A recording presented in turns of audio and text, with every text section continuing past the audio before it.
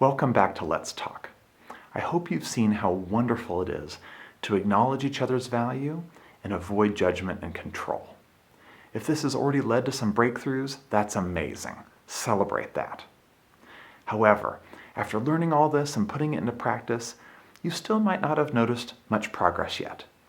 So this is a perfect time to acknowledge that and to work on patience. This is very important. As we get impatient, which is of course perfectly natural to do, we tend to fall back into judgment and lack of acceptance and control and agenda. It's almost inevitable. That of course is why we need to acknowledge it and work on how to manage it. So, sometimes we get impatient right in the middle of an interaction with the person, or other times it's a more generalized impatience with how things are going and lack of progress with them. In either case, it's definitely not going to help us. Sometimes it can be helpful to examine the reasons why we get impatient. A common reason is fear. Fear of what we don't control or don't understand. We get very uncomfortable and have a lot of tension when the outcome is unknown. In addition, our caring or love for this person just adds to the problem, making that outcome that much more important to us and that much more emotional for us. Other times, we get impatient because we're just plain tired. We just want things to be better. We're tired of working on it and dealing with it. Just get better already. Can you identify with any of this?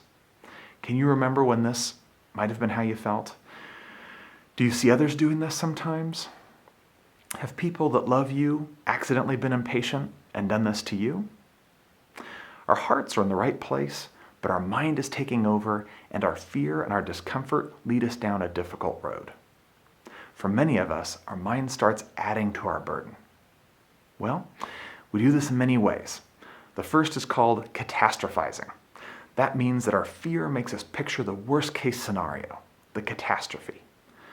Well, if she doesn't finish her homework, how will she get a good grade in algebra? And if she doesn't get a good grade in algebra, how will she get into a good college? And then how will she get a job? She's going to be a failure. Yikes. Hopefully you can see how this would lead to a worse and worse cycle of fear and anxiety and frustration, and sometimes downright panic. One of the best ways to tackle this is to just slow things down. Again, our mind doesn't like things being in limbo. It wants resolution, and it wants it now. So forcing us to step back and get some perspective that this is not truly an emergency can help you to slow things down and get a better perspective. We talk a lot about this in the videos I've done about being present, so if you haven't experienced those yet, I would very much encourage you to do so. So, let's work on staying present, not letting our fear and impatience take us over. Let's remember that this problem does not have to be solved today. This could take months or even years. Practice this, discuss it below, and let's talk.